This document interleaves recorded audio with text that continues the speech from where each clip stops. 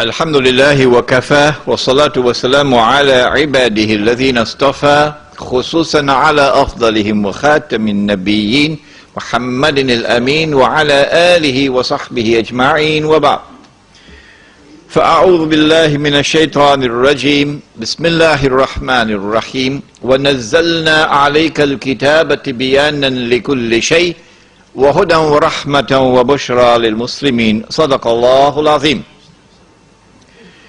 We praise Allah and glorify Him, and we beseech Him this night most humbly for His guidance and for His blessings and for His protection as we attempt to address the subject beyond September the 11th attack on America, the future of the Muslim Ummah. And we pray for peace and for blessings on all His noble messengers, and in particular on the last of them all, the blessed Prophet Muhammad sallallahu ta'ala alayhi wasallam. I would like to take about 1 hour of speaking time, because tonight I would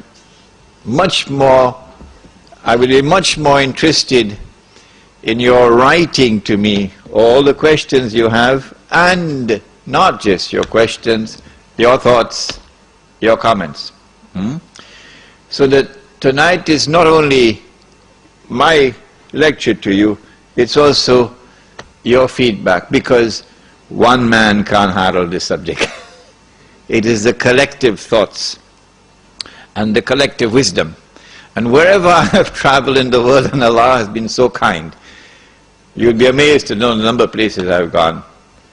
I've invariably benefited from my audiences. I've learned so much from my audiences. We begin in Allah's blessed name. The ayah of the Quran, of course, Surah An-Nahl, I always begin with this ayah. And we sent down the book, the Quran, on thee, O Muhammad alayhi salatu wasalam, that this Quran might explain all things. And therefore that this Quran might explain the strange world in which we are living today. It's not just politically strange, with its political globalization, moving in the direction of world government. And tomorrow when the United Nations will disappear. It's not only strange in its economy, moving in the direction of globalization of an economy, a world economy, in which one people will now enslave all of mankind. It's not only strange in respect of the emergence of one way of life, one culture. I call it the blue jeans Jamaat. Everybody living the same way. Everybody having the same diseases around the world. Being born the same way, being dying the same way, being buried the same way, around the world. It's not only strange in terms of what is happening to mankind, but what is happening to the environment, the earth. Around the world. The same thing, which is why they had that conference in what used to be called Johannesburg, now it's Igoli. Gauteng. The Johannesburg World Summit. But in addition to this, there's also something else strange happening. And that is a confirmation of the hadith. The Prophet said, sallallahu ta'ala alayhi wasallam, and you take this hadith home with you tonight as you ponder the issues. He said, sallallahu ta'ala alayhi wasallam, بدأ الإسلام غريبا وسيعود غريبا. When Islam began, it was something strange and therefore different from everything else in the world. And Islam will one day return to that state of being something strange and different from everything else in the world. And we are now living in that age in which Islam, not part-time Islam, no, we're talking about the Islam of Muhammad sallallahu ta'ala alayhi wa sallam, that Islam. That Islam is becoming something stranger and stranger. Something different from the rest of the world. Different from that globalized political order. Different from that globalized world economy. Different from that globalized culture or way of life. Like a square peg in a round hole. But not for Islamic modernism. I don't know whether you've ever met it. A strange creature called Islamic modernism. It was it was alive and very well healthy in Malaysia. Until a great axe fell upon it a few years ago. I warned them, but they wouldn't listen to me.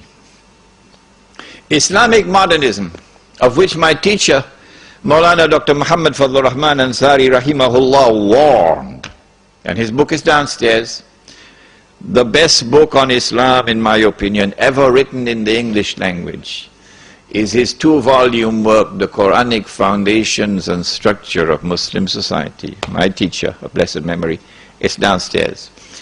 Islamic modernism, an attempt to reinterpret the religion, to subject Islam to a progressive interpretation so that it can fit in with the modern world, so that America can sit down and have dinner with Islam.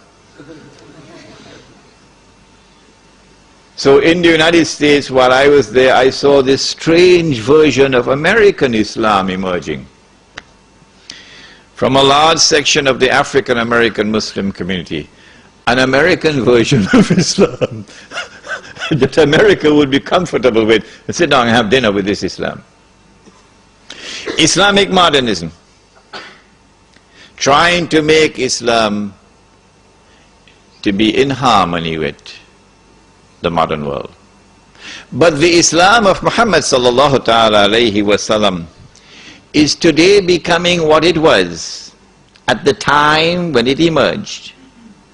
Something gharib, something strange, something different.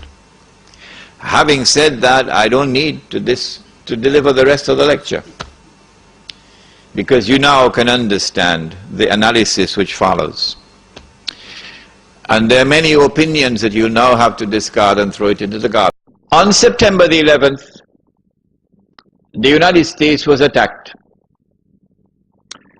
We know from eyewitnesses that there were 2 aircrafts which struck at the Twin Towers in Lower Manhattan. And it could be that the aircraft themselves caused the buildings to collapse. It could also be they got some help from some dynamite and so on planting before. We know from eyewitnesses that there was a 3rd aircraft which crashed in Pennsylvania.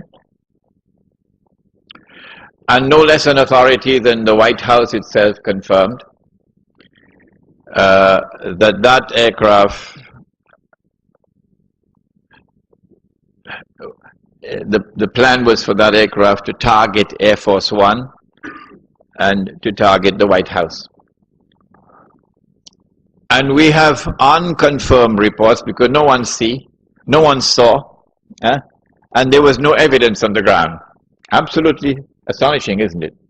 A huge aircraft slams into a building, and there is no evidence that the aircraft ever existed. The Pentagon. America was attacked on September the 11th in circumstances which were absolutely suspicious. Who attacked America on September the 11th? And we have said that there is a massive cover-up on the part of the Bush administration. And we have anticipated that those who have information so far concealed will eventually release that information in order to embarrass the US government as part of a strategy to bring down America. And so CNN is going to be broadcasting it. And the New York Times is going to have a field day. And all those who control the media in the United States are now going to go to work to lavishly publish all of this information, which demonstrates beyond doubt that the US administration was involved in a massive cover-up. Who attacked America on September the 11th? We used a method. We said, since we do not have the evidence which can be used in a court of law, let us look to see who has benefited. And when we use that method of analysis, we have come to the conclusion that the only beneficiary of the September 11th attack on America has been far and away the state of Israel. We said that those who attacked America, therefore, must have at their core the Israeli Mossad. And they must have benefit and help from many others within the United States, within the administration, even from within the White House. When we look at their strategy, we see that they put on board the aircraft a large number of Saudis. Sounds suspicious. Why so many Saudis? And these are not Saudis who are well known for their Islamic fervor, for being what they call militants. No, these are middle of the road, normal Saudis who drive BMWs. Huh? People who attended American universities, for example.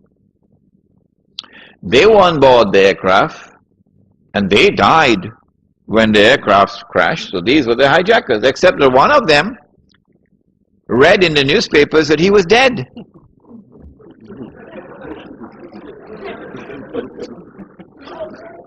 So he went to the Saudi government and he said to the Saudi government, "It seems to me as though I'm alive."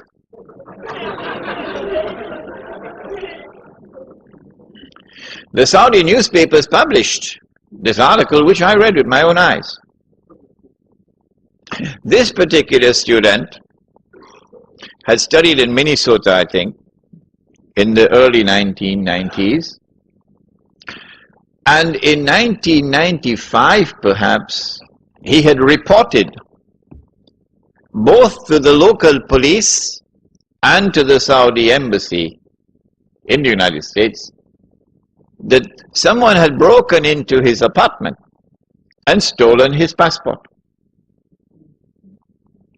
Whoever did that used that passport to hijack his identity, and so they could put him on board the aircraft.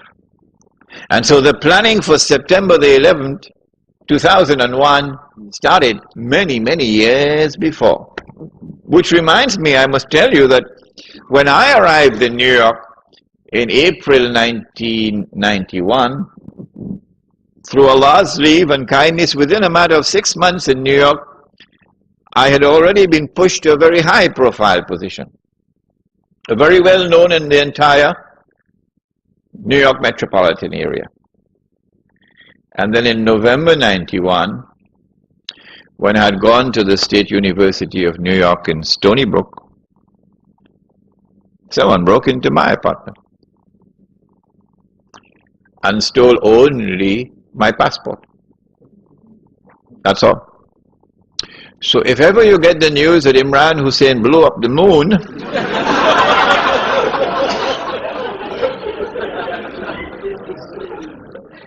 you'll understand the background.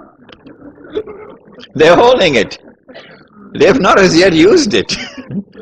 But the more I talk about it, the less likely that they can use it. My passport, therefore my identity. Why so many Saudis? It's suspicious. And why these middle-of-the-road Saudis? The answer is because Saudi Arabia, the government of Saudi Arabia, has a friendly relationship with the United States. In fact, there is something common between the state of Saudi Arabia and the state of Israel which would surprise you. They are sisters. The same forces who work for the establishment of the state of Israel are the same forces who work for the establishment of the state of Saudi Arabia.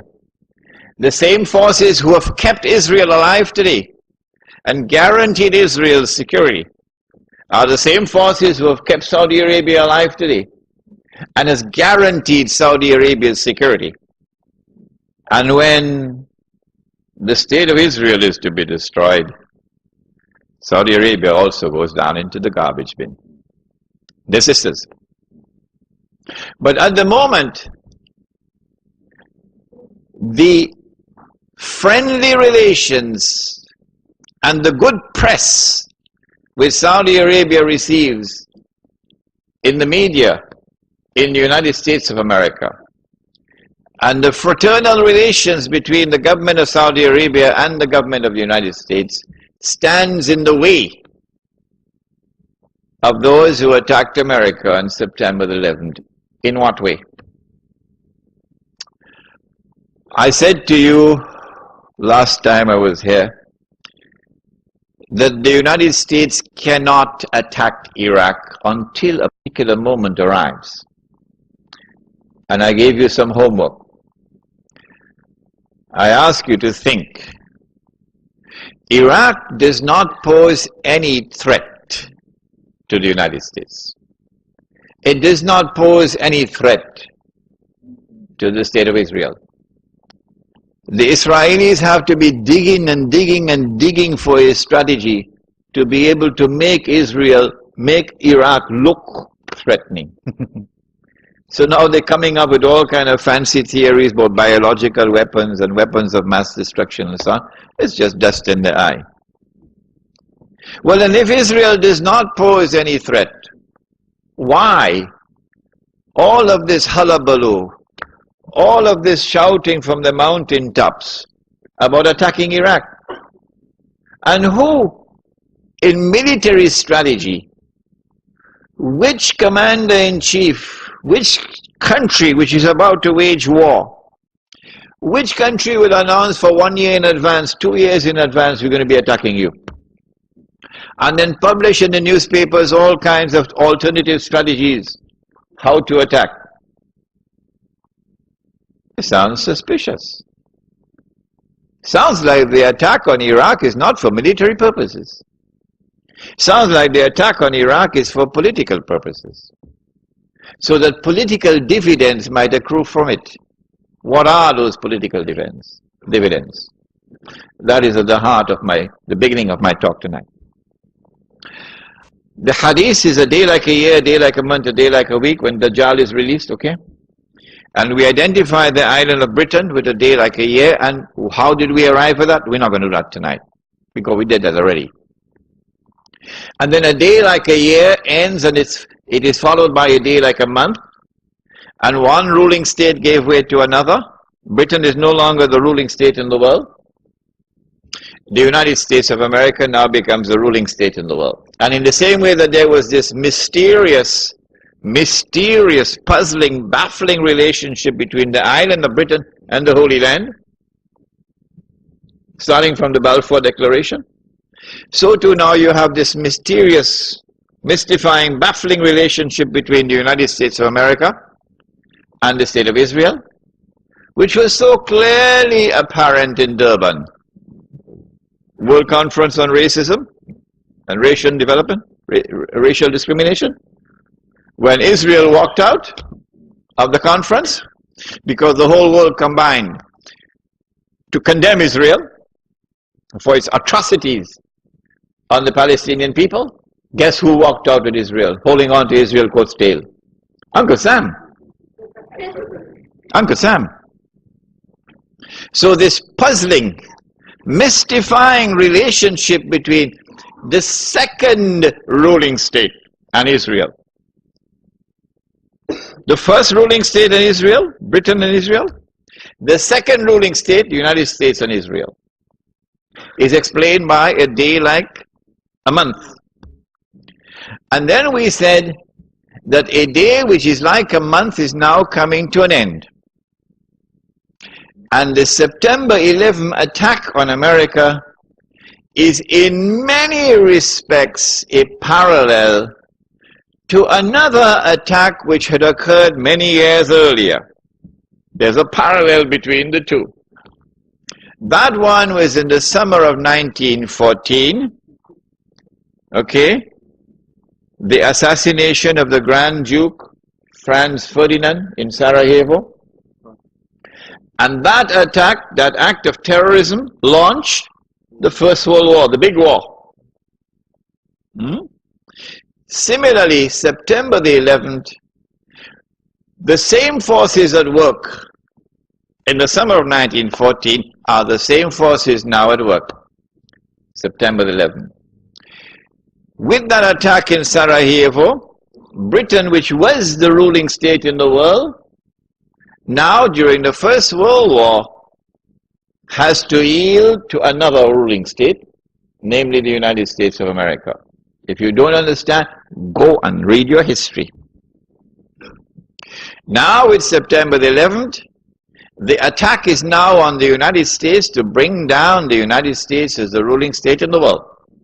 But in the process of bringing it down, the United States has some very important work to do for Israel.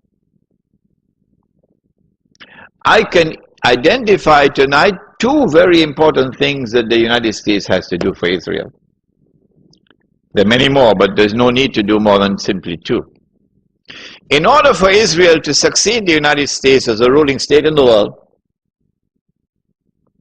not only must the US economy collapse and the US dollar collapse, and when the US dollar collapses, it brings down the whole world of paper money with it. And if you don't believe me, just wait. Just wait. This is going to be the topic, Blacktown, Wednesday night. Do please come on Wednesday night, because that is the most important lecture of all. Islam and the international monetary system. Please come on Wednesday night for that lecture. Not only must the United States collapse its economy and its money, but in addition, Israel has to wage a big war, which even non-Muslim political analysts are now anticipating. A big war. Even Jews now within Israel, I'm getting emails, even Jews within Israel, Jewish academics who are up in opposition to the Sharon government, they are now understanding that there's something big about to happen. And they're warning the world about it. Of course, it's too late now. Israel has to wage this big war, which is already planned long ago. And the territory of the state of Israel will dramatically expand. And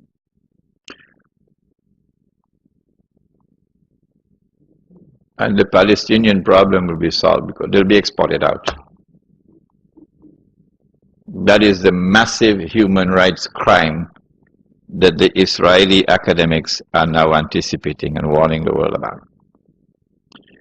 But in addition, in order for Israel to become the ruling state in the world, not only must she take control of all of this territory, she must also control the oil of the Middle East.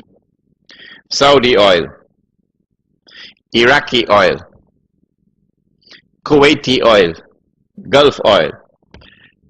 But I don't see Israel taking Iranian oil. No. And you'd want to ask me why. Yes, you'd want to ask me why. In the question and answer session, not now. I don't see Israel touching the Iranian oil. Now that's going to be a very, very important event in world affairs.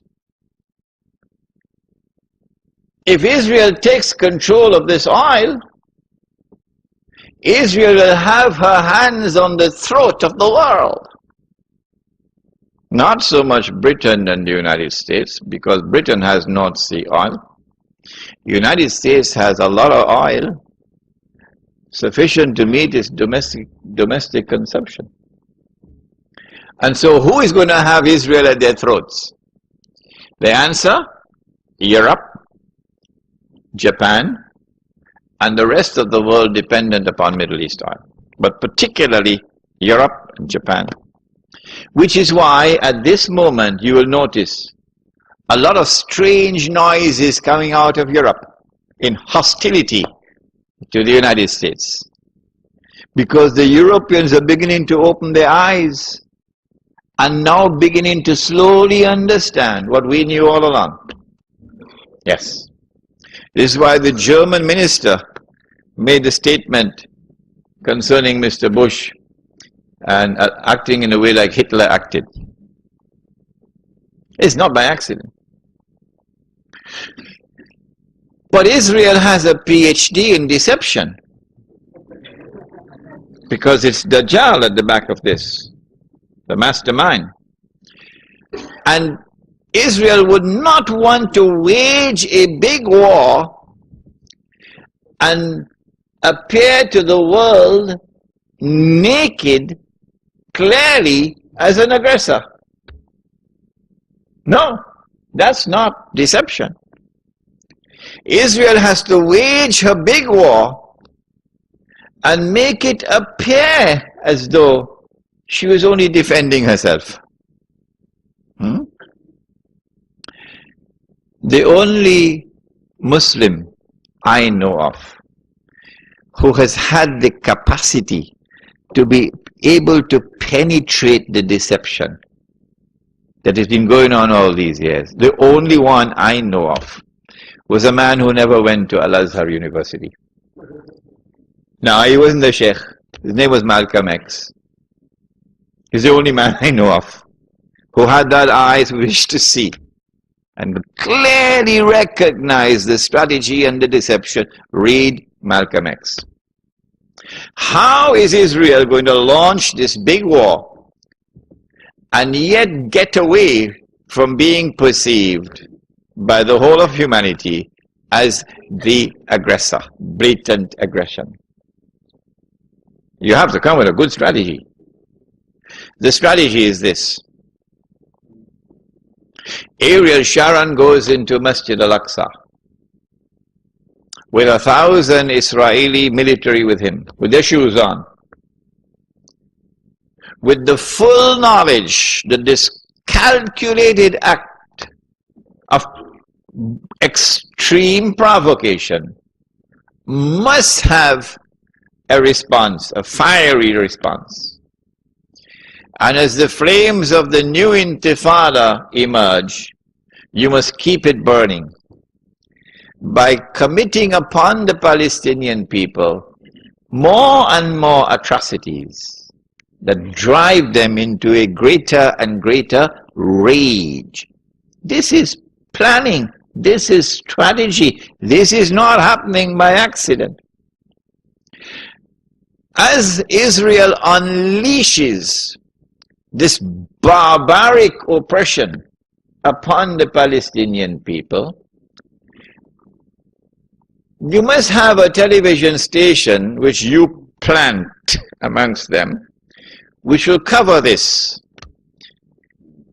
that your Egyptian television would not cover, and your Jordanian government would not allow on Jordanian television, so you create something called Al Jazeera.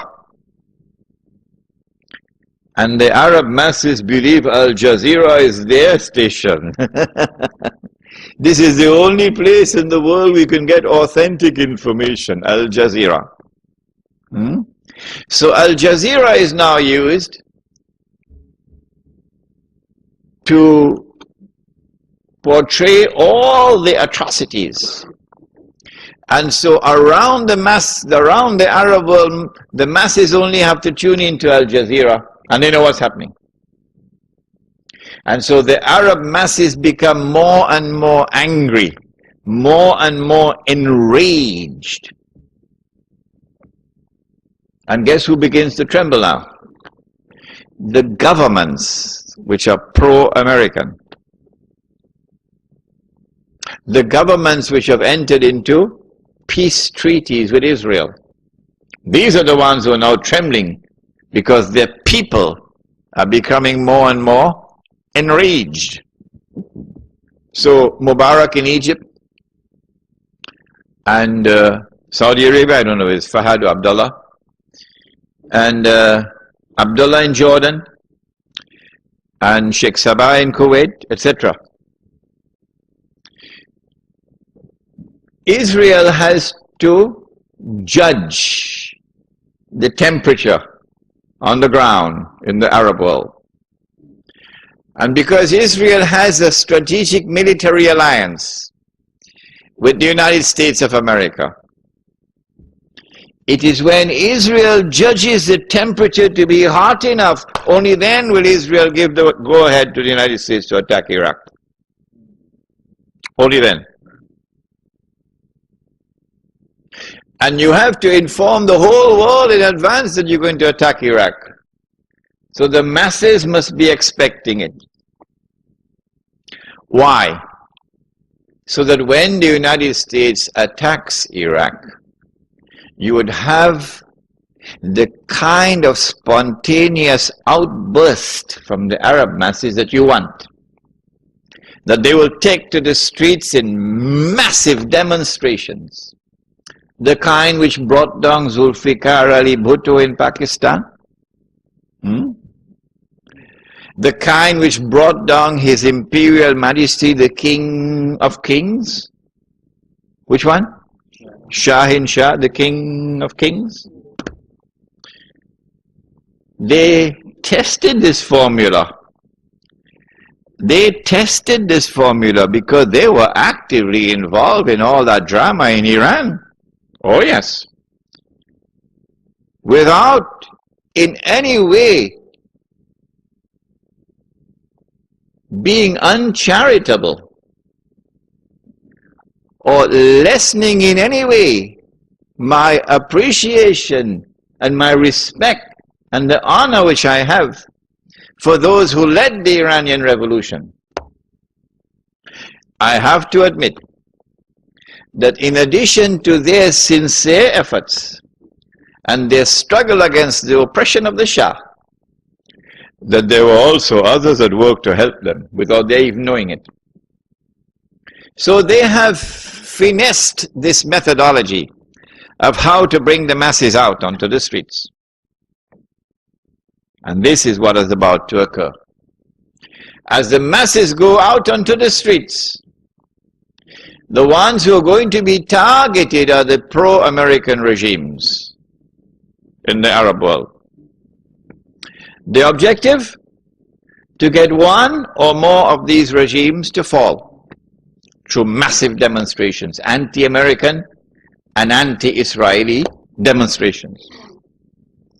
Which one is likely to fall first? Let me stop. Come on. Huh? Jordan is correct. Jordan is correct. Which is why Abdullah has his bags packed already.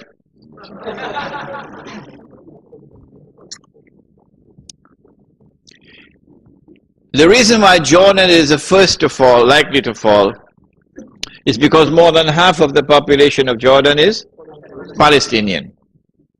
And because Jordan shares a border with Israel. If the Jordanian government falls, in consequence of the attack on Iraq, And the Jordanian government, or shall I call it the Anglo-Jordanian government, is now replaced by an anti-American, anti-Israeli, and best of all, a government declaring itself to be Islamic. If that happens, and the Jews are going to be praying for that to happen, then you will see television really coming of age for the second time. The first time was September 11th.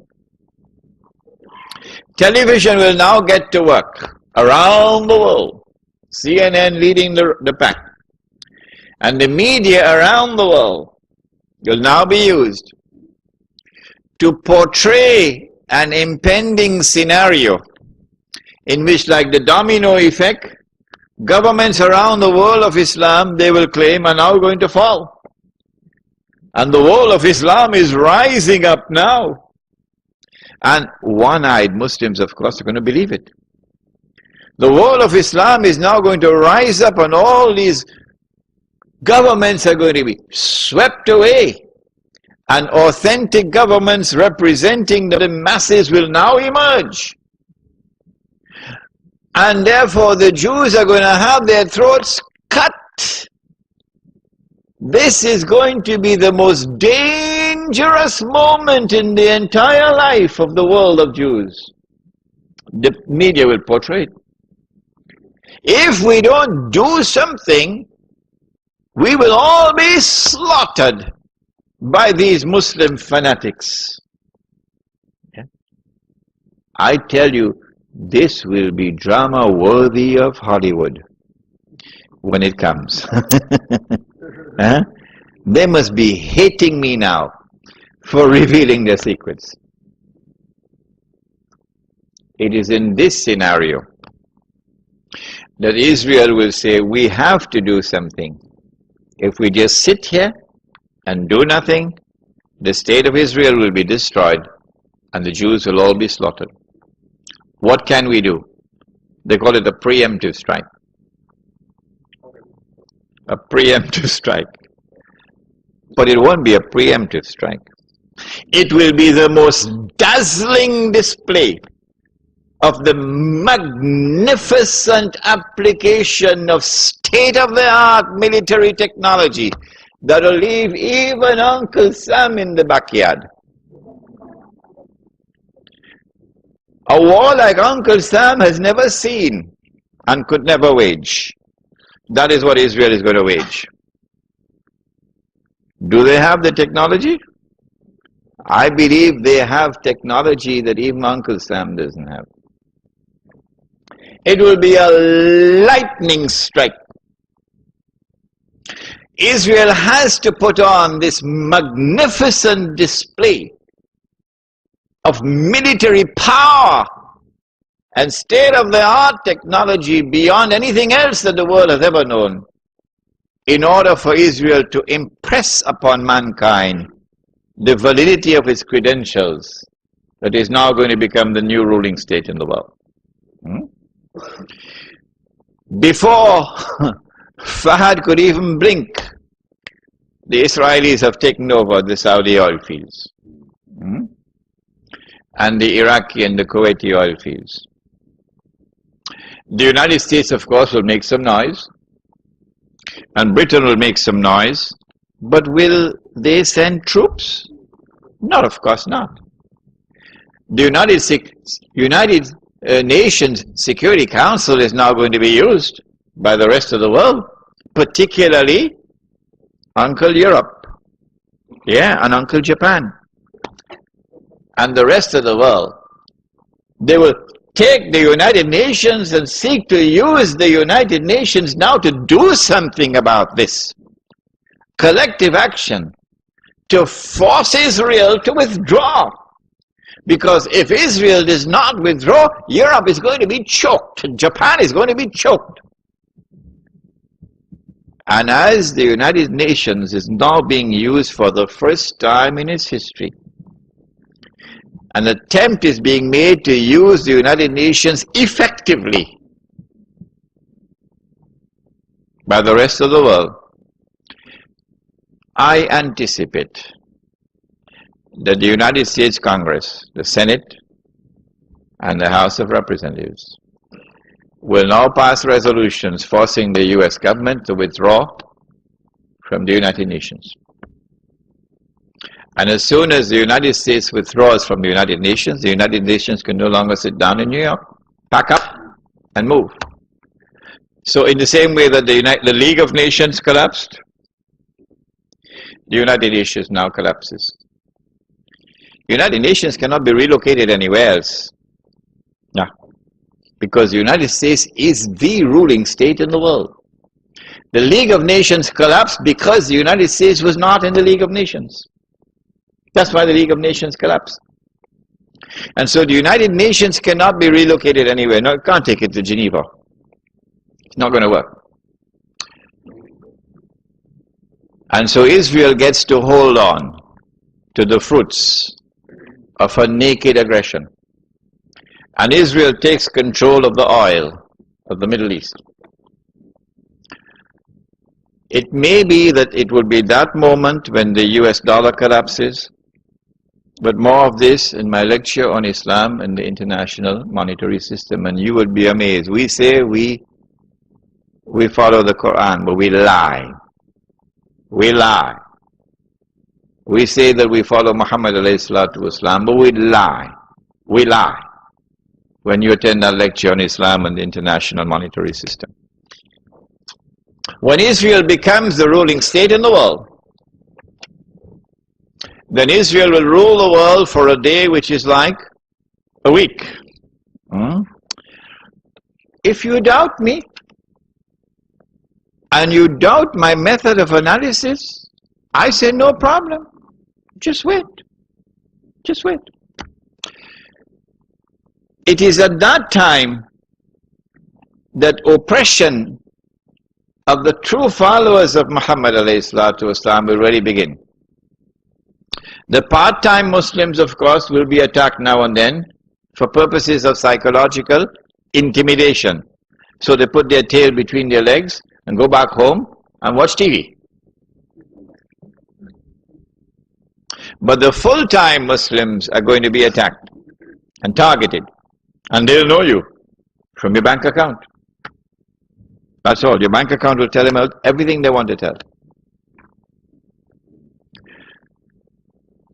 The Prophet said ﷺ about this oppression, that a man would pass by a grave and roll on the grave and say, I wish I were in the grave rather than the dead man. Not because of religious reasons, but because of biting, relentless oppression. So if you are comfortable in Sydney, and you think that things are going to continue as it is, and you will get away from the storm, the war on Islam that's going on now, and yet you can remain as a good Muslim, you're living in dreamland. Because the war on Islam is going to intensify like nothing you've ever seen before. What you've had so far is only an introduction to the war on Islam. The war on Islam has been going on for more than 1,000 years. Not since September the 11th. Wake up. The Crusades were part of the war on Islam. The same people who launched the Crusades are the same people who dismantled the Ottoman Islamic Empire, are the same people who destroyed the Caliphate, which is my lecture for tomorrow night, Imam al-Mahdi and the return of the Khilafah. It is the same people who today created the state of Israel and control the state of Israel. It is the same people who are going to be ruling the world, the European, who was first dressed up as a Christian and is then dressed up as a Jew. After Israel has ruled the world, of course, for a day which is like a week, at the end of that period of time, what's going to happen to the water in the Sea of Galilee? We dry up. It is only when the water in the Sea of Galilee is dried up, it is at that time, according to the ahadith in Sahih Muslim, you can go and check it out, my book is downstairs, Jerusalem in the Quran, go read it. It is at that time that you can expect the Son of Mary to return.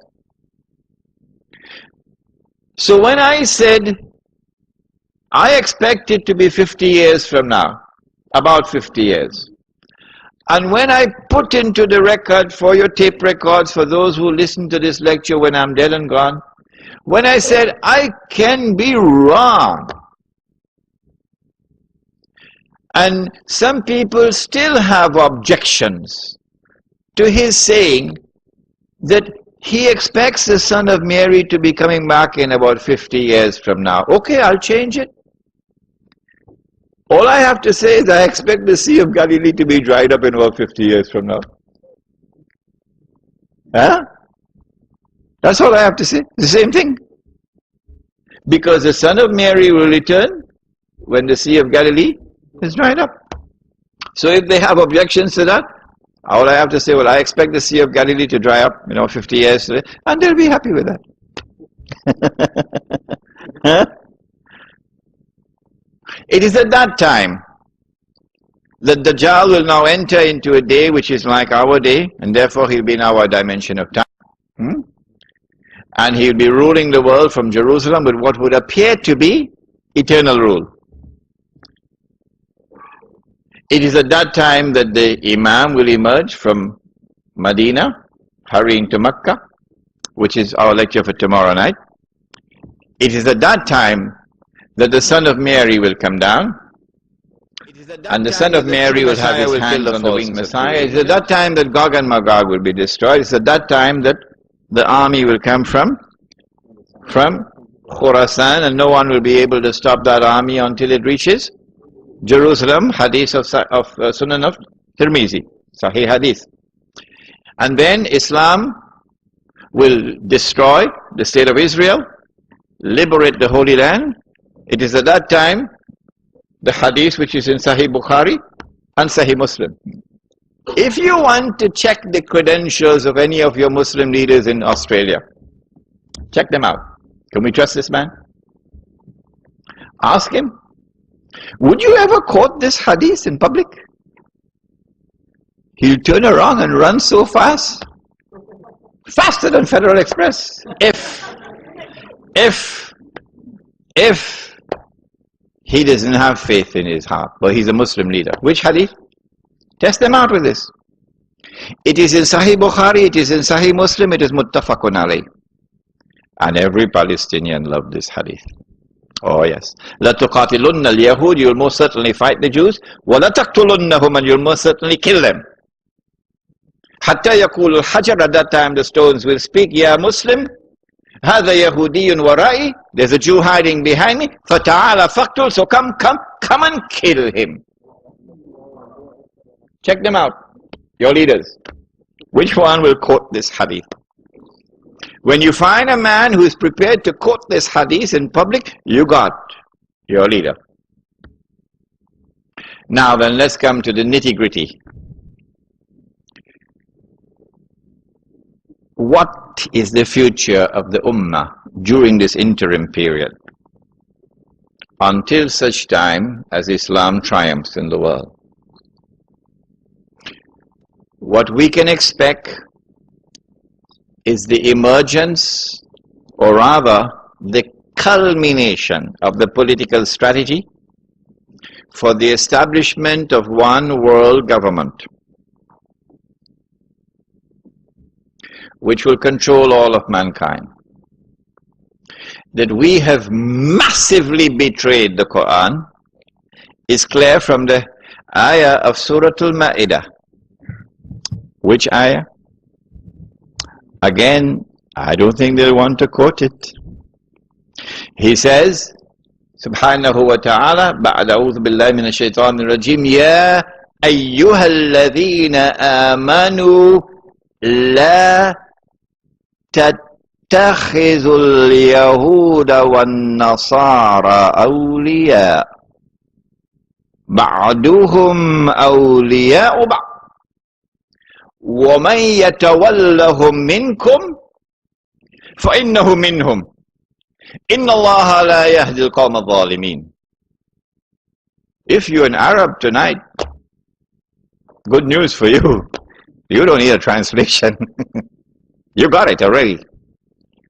But for the rest who need a translation for the word of Allah, remember, if you stay like that, you're disrespecting the Quran. May I repeat that? If you remain like this, that you do not know what I have just said, because you couldn't understand it, if you remain like this, you are disrespecting the Quran, and you'll pay a price for it.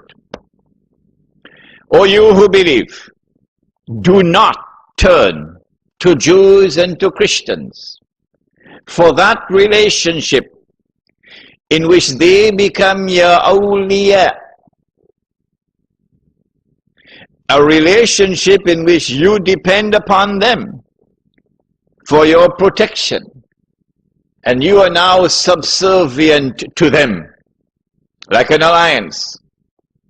Do not do that. Of course, Liaquat Ali Khan didn't read the Quran properly when he made his famous trip to the United States and handed over Pakistan as a client state to the United States. Many years later, they tried to erase it with a book called Friends, Not Master, but too late. Too late. Do not turn to the Jews and Christians for that kind of a relationship where you are now subservient to them, and they are your bosses and offer you their protection. Don't do that, says Allah. بَعْضُهُمْ أَوْلِيَاءُ بَعْضٍ. They are protecting friends of each other. وَمَنْ يَتَوَلَّهُمْ مِنْكُمْ وَمَنْ يَتَوَلَّهُمْ مِنْكُمْ. Whosoever from amongst you turn to the world of Jews and Christians for that kind of a relationship, accept it, submit to it. فَإِنَّهُ مِنْهُمْ. You have left the ummah of Muhammad sallallahu ta'ala alayhi wa sallam. You're just whistling in the wind now. You have left the ummah of Muhammad alayhi salatu wasalam. If you think you are still in the ummah, you're just whistling in the wind. فَإِنَّهُ مِنْهُمْ. إِنَّ اللَّهَ لَا يَهْدِي الْقَوْمَ الظَّالِمِينَ. Surely Allah will not provide guidance for a people who commit such an atrocious act of wrongdoing. This is the political landscape of world government, in which you will no longer be citizens of Australia and Bangladesh, but you will now be citizens of the world, governed by a world government, which obviously will eventually be the Jews. What kind of a relationship do the Jews have with us? Does Allah speak about this in the Quran, when they have political control over all of us? What will be our fate? He says in the Quran, take this ayah as well and use it as a test. Will they quote it? Your leaders. لَتَجِدَنَّ أَشَدَّ النَّاسِ عَدَاوَةً لِلَّذِينَ آمَنُوا الْيَهُودِ إِلَى آخِرِ الْآيَةِ. This is the word of Allah, not Imran Hosein. They can't arrest me for this. They have to arrest Allah. But they can't arrest Allah. لَتَجِدَنَّ. You will surely find, time and again, أَشَدَّ النَّاسِ عَدَاوَةً لِلَّذِينَ آمَنُوا الْيَهُودِ إِلَى آخِرِ الْآيَةِ. That those who will have in their hearts the greatest hatred and enmity and hostility for you will be the Jews. So now your most dangerous enemy in the world is in charge of you. What a pity. What a future for the Muslim Ummah coming up now. That is the political landscape. What about the economic landscape? What happens when paper money collapses, disappears?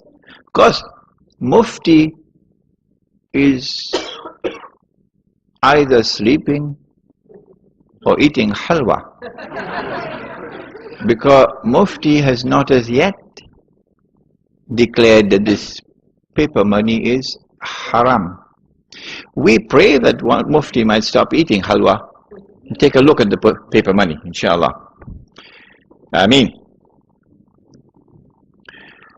When the world international monetary system collapses, and it is replaced by the new monetary system that you're going to hear about tomorrow night, inshallah. Not only would the Jews, your worst and bitterest enemy, now have political control over you, they will have economic and monetary control over you. And you'll be frightened when you hear tomorrow night's lecture. And so it's political slavery and economic slavery coming up for us. In addition, these next 50 years, if you have a beard, that's it. You're going to be targeted, hounded like a dog. If you refuse to dress like them, and you want to dress in a manner which identifies you as a Muslim, they're coming after you.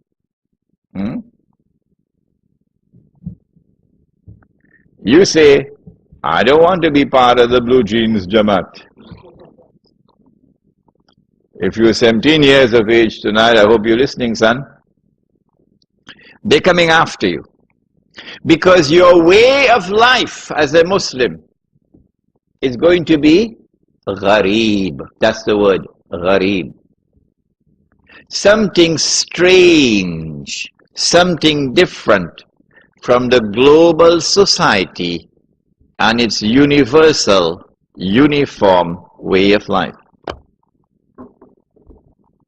And so life is going to become increasingly difficult these next 50 years.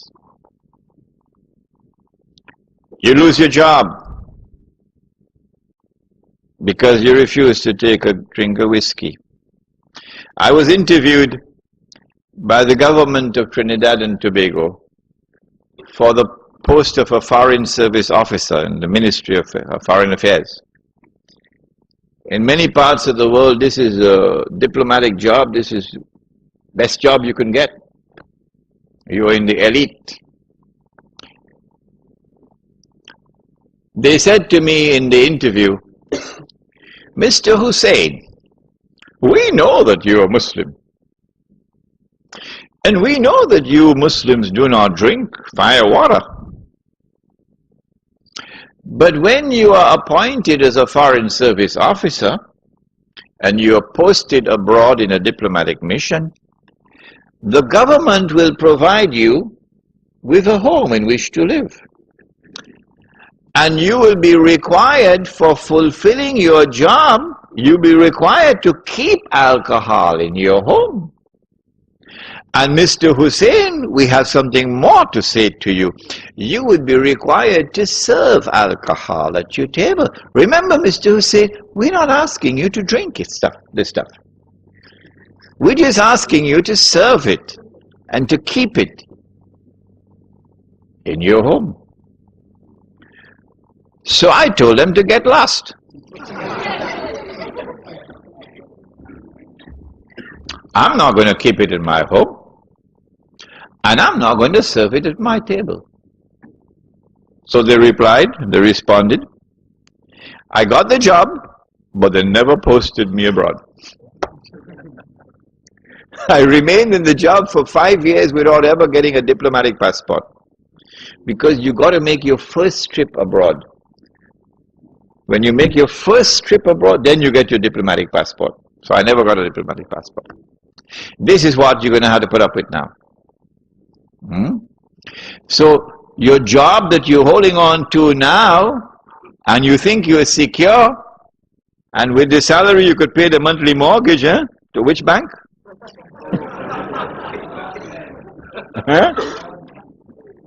And you have this lovely car in a nice suburb of Sydney, and you praise the Lord for the good life.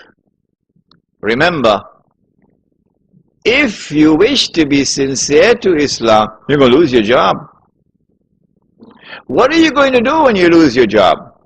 Because you do not want to betray Allah and His Messenger. What are you going to do when your wife is being subjected to abuse on the streets because she's in hijab?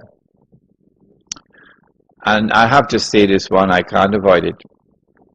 He said, sallallahu ta'ala alayhi wa sallam, one of the signs of the last day is that people will be having sexual intercourse in public like donkeys.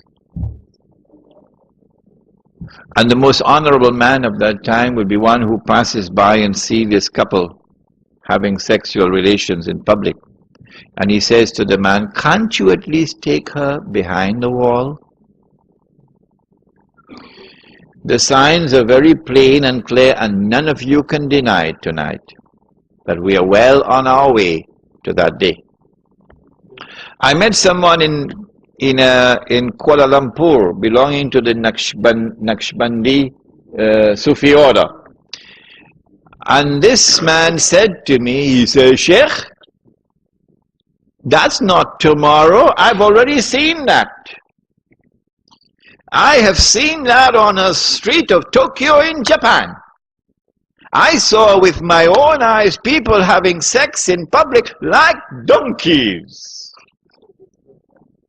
Okay? This man is in Tokyo. If they're not doing it on the street now, like donkeys, they're doing it in other places. But it's going to come onto the streets. My question to you is, what are you going to do? When you're in political slavery, when you're in economic slavery, when you're part of a global society now which is demonizing you, you're losing your jobs, your wife is being abused, and now your children have to see these things before their eyes, what are you going to do? My answer is, if you're comfortable with that, you can stay in downtown Sydney. But if you're not comfortable with it, then you'll be interested in the rest of the lecture. Surah Al-Kahf of the Quran responds and tells us, وَإِذِ اعْتَزَلْتُمُوهُمْ وَمَا يَعْبُدُونَ إِلَّا اللَّهَ فَأْوُوا إِلَى الْكَهْفِ يَنْشُرْ لَكُمْ رَبُّكُمْ مِنْ رَحْمَتِهِ وَيُهَيِّئْ لَكُمْ مِنْ أَمْرِكُمْ مِرْفَقًا. You got to disconnect from that godless world. It is only when you disconnect, فَافْرِقْ بَيْنَنَا وَبَيْنَ الْقَوْمِ الْفَاسِقِينَ, the dua of Musa alayhi salam. It is only when you disconnect, only then will Allah's rahmah come upon you. How do we disconnect? Well, you go back to Bangladesh, it's the same Gog and Magog world order. You go Karachi, it's the same like downtown Manhattan. How do you disconnect? The answer is, you got to get out of the godless cities, because the world of globalization is witnessing the countryside being denuded and the masses moving into the cities, of course, to provide cheap labor. As the masses move into the cities, you now have, for the first time in history, mega cities. 10, 20 million people in a city. So we move in the opposite direction from the rest of mankind. That is hikmah. Allah is impressed now by the Muslim who moves in the opposite direction from the global society.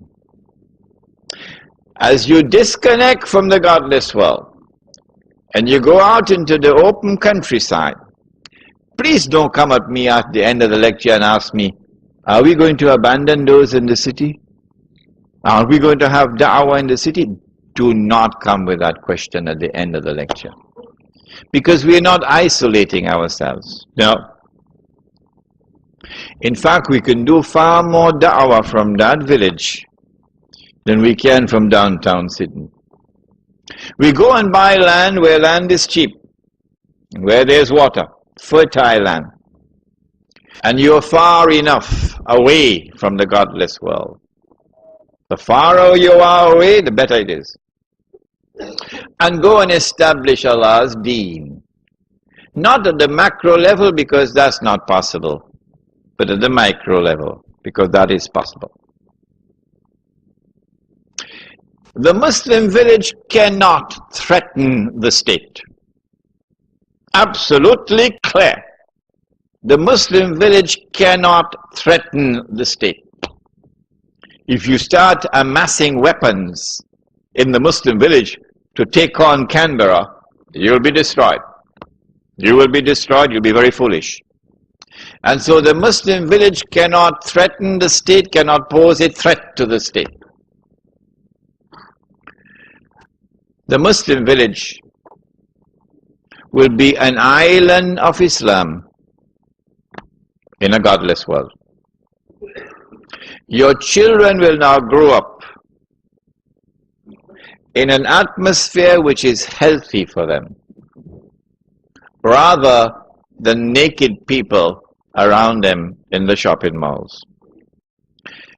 In this Muslim village, therefore, we establish Islam. And if we are firm on the Quran and Sunnah, remember that. You must not step out of the Quran and Sunnah by 1 inch, not even 1 inch. Then Allah will protect you. Yes, He is fa'alul lima yurid. When Allah protects you, then none can harm you. وَمَن يَتَّقِ اللَّهَ يَجْعَل لَّهُ مَخْرَجًا وَيَرْزُقْهُ مِنْ حَيْثُ لَا يَحْتَسِبُ وَمَن يَتَوَكَّلْ عَلَى اللَّهِ فَهُوَ حَسْبُهُ إلى آخر الآية. This is the future of the Muslim Ummah. It doesn't matter whether you're in Lebanon or you're in Australia. It is the countryside you must head for and build the Muslim village for the next 50 years so that you can survive the storm while all the rest of mankind are going down the river of no return. Let me at the beginning make it abundantly plain and clear that I hold the leaders of the Iranian Revolution with respect. I honor them. And I consider those who gave their lives, who died in the struggle to liberate Iran from the oppressive rule of the Shah, to be people who have died in Allah's way. I pray for Allah's mercy upon them, blessings for them. Let me make it clear that the world of Islam have allowed the Shia to perform the Hajj for 1400 years. No regime in control of the Hijaz, no regime in the control of the Hijaz, to the best of my knowledge, in these 1400 years, have ever prevented the Shia from performing the Hajj on the grounds that they were not Muslims. It is therefore, I think, a little bit late in the day for some fatwa to be issued that the Shia are kuffar. So I recognize the Shia of Iran as Muslims. And having spoken about my recognition of them as Muslims, let me now say that anyone who declares of Abu Bakr Siddiq radiallahu ta'ala anhu that he is a usurper is misguided. This is not an uncharitable statement. This is not a declaration of any war, it's just a factual statement. And when you compound that by declaring that Umar radiallahu ta'ala anhu was a usurper, you're misguided. And when you compound that by declaring that Uthman radiallahu ta'ala anhu was a usurper, you are thrice misguided. And so, because of this misguidance that I've just mentioned, this is enough, I don't need to go beyond this. The version of Islam which emerges from our Shia brothers cannot be considered to be completely authentic. No. And therefore, it can now be understood why this partially authentic version of Islam is the only version of Islam which can succeed in a revolution in the modern age. Nobody else. Nobody else. And when Saddam Hussein is toppled, it is more likely than not that the regime which will replace him would be Shia. What this would do would be to lend credibility to the Shia claim to validity, that this is the authentic Islam, because this is the only Islam which is succeeding in the modern world. Israel wouldn't want to destroy that. And so the Iranian oil is not likely to be touched. Wait, and we will see. In your booklet, you've only talked about the Middle East. When will the situation in the Indian subcontinent? What about the situation in the Indian subcontinent, South Asia and Central Asia? This is not correct. In my booklet, I said that the United States could not have been attacked on September the 11th unless you had first put in place a government in Islamabad. It's there in my book. They had to first put their man in Islamabad before they could attack the United States on September the 11th. And so all that drama in the sky about an aeroplane running out of fuel, that belonged to Hollywood. That belonged to Hollywood. Nawaz Sharif, the Prime Minister, was absolutely correct when he said that this was a conspiracy hatched against me. So that I could be removed from power, and so that this government could be put in place. No elected government of Pakistan could ever have consented to the United States using the territory of Pakistan to attack Afghanistan. That is suicide. No government would have done that. Not even the worst government of Pakistan would ever have done that. So you had to have a Jewish government in Pakistan, a government established by the Jews to serve the Jews.